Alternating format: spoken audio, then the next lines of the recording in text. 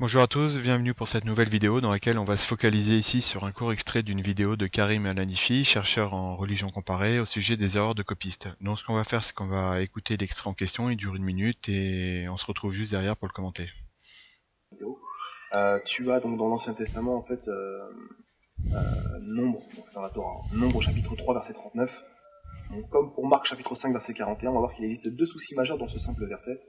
En fait, si tu veux, Nombre 3 verset 39 te dit que le nombre en fait des gens recensés était de 22 000. Or, si tu reprends les calculs des chiffres qui sont annoncés juste avant, ça fait 22 300. Donc là, on a encore un problème. Et là, les savants chrétiens te disent qu'il y a une erreur de copiste, puisqu'en fait, ce serait dû au verset 28, où en fait, si tu veux, le, le texte, en fait, il manquerait 300, en fait. Et le texte de la traduction grecque, qui s'appelle la Septante, de ce texte-là, et ben en fait, il a la bonne version. Et qui tombe justement sur 22 300. Donc on peut dire que dans le texte hébreu, il y a une erreur de copiste dans la Torah par rapport à ce point-là, tu vois.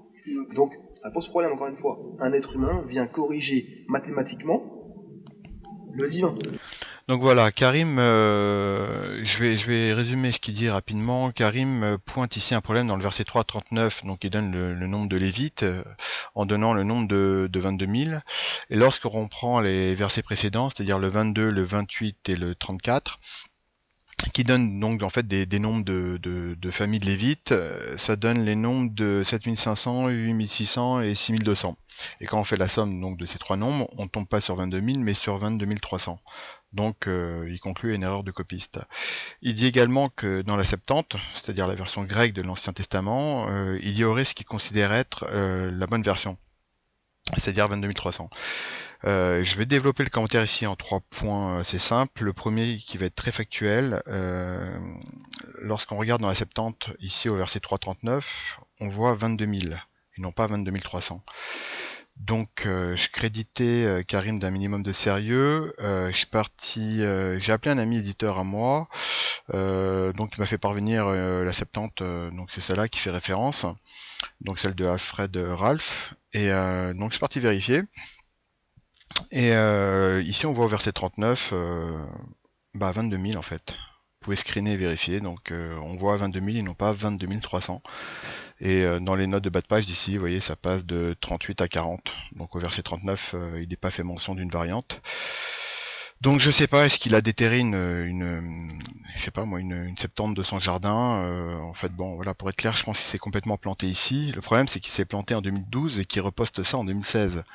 Donc 4 ans après, il s'est pas aperçu de l'erreur, ou alors il s'est aperçu, mais ça dérange pas de reposter la vidéo avec une erreur. C'est quand même un problème quand on est chercheur en religion. Le deuxième point ici, il faut savoir de quoi parle ce passage. En fait, ça parle du rachat des premiers-nés et de leur remplacement par les Lévites. Donc pour ceux qui savent pas ce que c'est, vous pouvez taper dans Google rachat des premiers-nés. Il y a un wiki là-dessus. C'est quelque chose d'ailleurs qui est toujours pratiqué. Et donc on voit les versets ici. L'Éternel parla à Moïse et dit: Voici, j'ai pris les Lévites du milieu des enfants d'Israël, à la place de tous les premiers-nés des enfants d'Israël, et les Lévites m'appartiendront. Donc en fait, ce qui se passe, c'est que les premiers-nés qui étaient consacrés à Dieu parce qu'ils avaient été sauvés de la plaie des premiers-nés en Égypte, ils étaient destinés au service du temple à la base, et ils ont été déchus de ce rôle après l'épisode du veau d'or, et donc ils se font remplacer par les Lévites, qui servaient donc à ce rachat. Et en fait, ça parle de ça ici. Et lorsqu'on regarde ici au verset 3,43, le verset dit: Tous les premiers-nés dont on fit le dénombrement, en comptant les noms, depuis l'âge d'un mois et au-dessus, furent 22 273. Donc il y avait 22 273 premiers-nés israélites. Et au 3,46, le verset dit: Pour le rachat des 273 qui dépassent le nombre des Lévites. Donc si je m'amuse ici à faire un petit calcul simple, j'ai 22 273 premiers-nés israélites, qui excède de 273 le nombre de Lévites, donc je fais moins 273 et je retombe bien sur 22 000 Lévites, et non pas sur 22 300, ce qui serait d'ailleurs absurde, puisque 22 300 est au-dessus de 22 373. Et ici, on ne peut pas nous faire encore le coup de la variante, parce que voilà, au verset 43, on a bien 22 273, et au verset 46, on a bien 273 fils d'Israël qui excèdent le nombre des Lévites. Donc, en fait, Karim pense régler le problème en disant il y a une erreur de copie, c'est 22 300, mais il montre pas que c'est complètement aberrant 22 300 par rapport au verset d'après. Ça ne tient pas une seule seconde la route. Troisième point. je me pose la question rhétorique bien sûr, de savoir quelle est la clé de compréhension pour Karim de l'Ancien Testament. Et pour ceux qui ont vu un peu les débats, euh, on remarquera que dès qu'il a un désaccord avec les chrétiens sur l'Ancien Testament, il vient s'appuyer sur la lecture juive du texte, sur la tradition juive, le tafsir. Et c'est quelque chose qui revient, mais systématiquement. Les Juifs n'ont pas compris la chose comme vous. Les Juifs n'ont pas interprété tel verset comme étant la Trinité. Ils recommandent de lire le Guide des Égarés à Morgan Priest, de Maïmonide, pour lui montrer que c'est un ange qui donne la révélation au prophète. Et il va même jusqu'à sortir un livre devant l'abbé Guy Pagès, un livre où il cite un texte d'un rabbin, le rabbin Bechaye.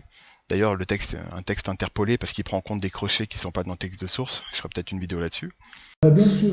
Ok. Par contre, les Juifs, sachez que vous savez ce qu'ils disent, les Juifs, sur ce passage-là? Ils disent que ici, c'est la première mention du prophétisme sur Abraham. Rejeté dans la mythologie musulmane. Ah, c'est aussi la mythologie juive en tout cas. Ah non? Chez les Juifs, c'est ce qui est dit aussi. Pas la- Sous quel prétexte rejetez-vous en fait la tradition juive? Donc voilà. Bon alors, Nous avons le rabbi Bechaye. revenons donc... Non. Voilà. Le rabbi Bechaye, qui est un rabbin d'Espagne du XIIIe siècle.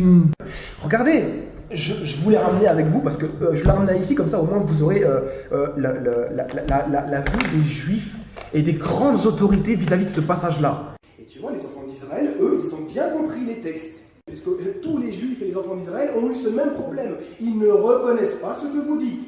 Le livre de Maïmonide, le Guide des Égarés, où il parle de toutes ces choses-là, où il dit que chez eux, donc les Juifs, donc qui sont les garants des Écritures, eh ben, ça a toujours été la conception que c'est un ange qui vient délivrer la révélation. D'une part, les enfants d'Israël n'ont jamais compris les textes de cette façon, mais les Juifs qui sont eux gardiens des Écritures disent pas ça.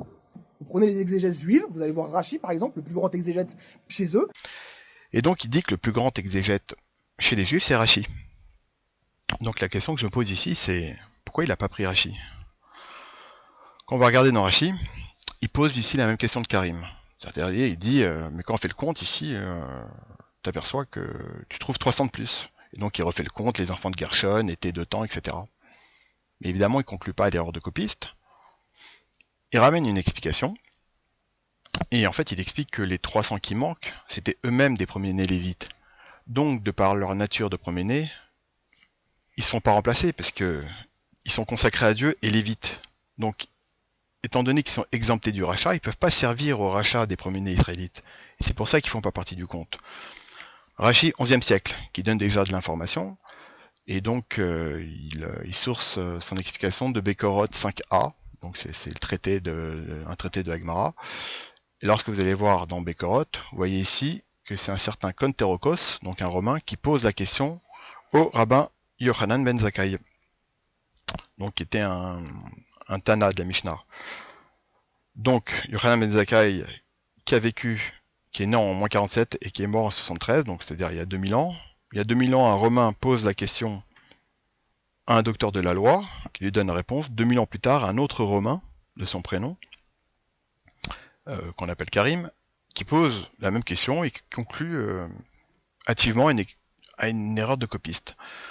Et pour un chercheur en religion, je trouve ça quand même un peu compliqué parce que c'est en fait il dit aux chrétiens, il dit à l'abbé Guy Pagès, vous faites un deux poids deux mesures, vous prenez votre tradition, vous faisiez la tradition juive, etc. Et là, en fait, en disant que c'est une abomination, en citant Proverbe, et là, en fait, il fait exactement la même chose. Tu rigoles ou quoi? Ah bah oui, mais c'est très simple. En fait, voilà, toujours le même deux poids, deux mesures. Donc un coup, j'accepte la tradition juive. Un jour, non, je l'accepte pas. Je prends ma tradition à moi, chrétienne, et puis je rejette la tradition musulmane. Le deux poids, deux mesures est une abomination devant l'Éternel. Proverbe chapitre 11, verset 1. Il vient, pour résumer, nous inventer une version de la Septante qui n'existe pas, a priori. Il vient nous donner un chiffre qui ne tient pas la route par rapport au verset d'après, et il écarte les textes, le tafsir. Bah, moi, je suis pas théologien, je fais quelques recherches, je trouve tout ça. Lui, il est chercheur en religion, et... Enfin, il y a quelque chose que je comprends pas dans son propos. Je crois que c'était même son collaborateur, Abdullah, qui avait dit à Morgan Priest, vous venez dans nos sources, vous n'avez pas de visa. Comme vous le constatez, ils sont rentrés dans nos sources comme des clandestins, ils n'ont pas de visa. Le problème, c'est que là, c'est même pas une question de visa, il n'y a rien, en fait, il y a pas de... pas de carte vitale, pas de carte de séjour, c'est de la clandestinité la plus totale et c'est extrêmement faible par rapport au niveau que peut renvoyer Karim dans d'autres vidéos. Donc je suis très très étonné de ce qu'il raconte là, très étonné qu'il reposte ça il y a moins d'1 an. Et je vais faire une deuxième vidéo pour l'exemple qui prend juste après et on va voir que c'est exactement la même chose. Donc je vous remercie de m'avoir suivi, je vous donne rendez-vous pour la prochaine vidéo.